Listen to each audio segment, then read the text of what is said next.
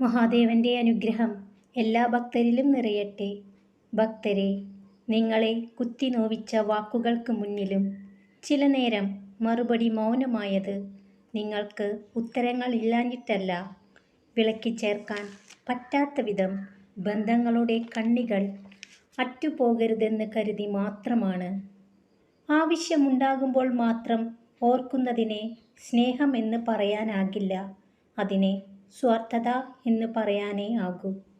ഒന്നുമില്ല എന്ന ഉത്തരത്തിൽ എത്രയാളുകളാണ് മനസ്സിലെ ഒരുപാട് ദുഃഖങ്ങൾ മറച്ചു പിടിക്കുന്നത്.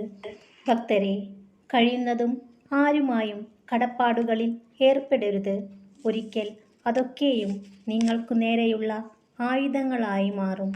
പിൻവാങ്ങുവാൻ പോലും സാധ്യമാകാത്ത വിധം അത് നിങ്ങളെ പൂർണ്ണമായും ദുർബലമാക്കും. വെള്ളമൊഴിച്ചു വളർത്തിയ ഒരു ചെടിയും ഇന്നേ വരെ വൻ വൃക്ഷമായി തീർന്നിട്ടില്ല.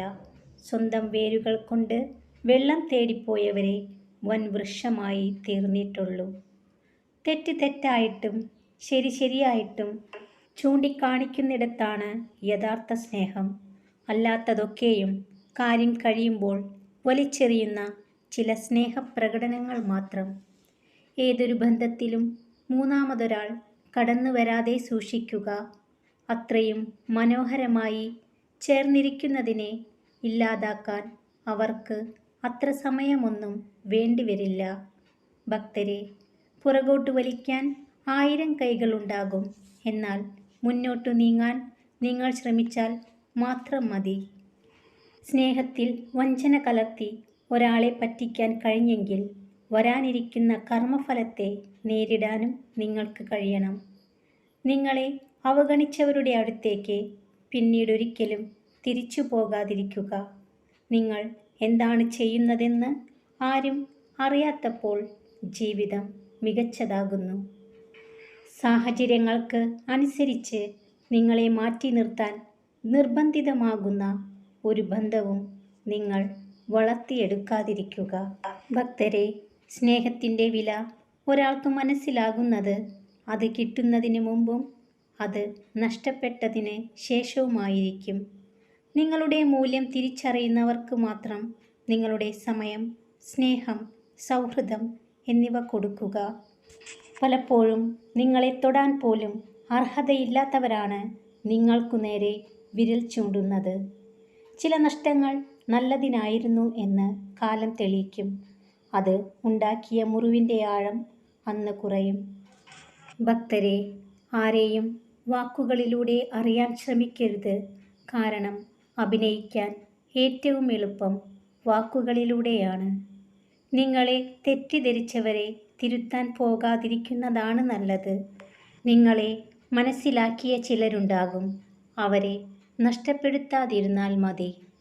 നന്മയുടെ പ്രകാശം നിങ്ങളുടെ മനസ്സിലുണ്ടെങ്കിൽ ഒരിരുട്ടിനും നിങ്ങളെ തോൽപ്പിക്കാൻ സാധിക്കില്ല.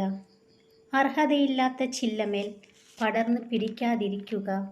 അടർത്തി മാറ്റുമ്പോൾ ഒരിക്കലും ഉണങ്ങാത്തൊരു മുറിവ് സമ്മാനിച്ചേക്കാം. ചില മനുഷ്യർ തെളിനെ പോലെയാണ്. ചിലർ തട്ടിയാലും തലോടിയാലും കുത്തി നോവിക്കും. അവരുടെ നന്മയ്ക്കായി നീട്ടിയ കൈകളിൽ പോലും കുത്തി നോവിക്കുക എന്നത് അവരുടെ ജന്മപ്രകൃതം തന്നെയാണ്.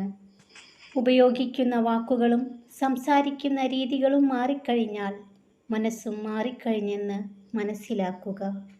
സങ്കടമായാലും സന്തോഷമായാലും ഒരുപോലെ നിങ്ങളെ കേട്ടിരിക്കാൻ കഴിവുള്ള ഒരാൾ മതി. ജീവിതത്തിൽ ആരൊക്കെ അവഗണിച്ചാലും ആ ഒരാളുടെ സാന്നിധ്യം നിങ്ങളെ തളരാതെ പിടിച്ചു നിർത്തും.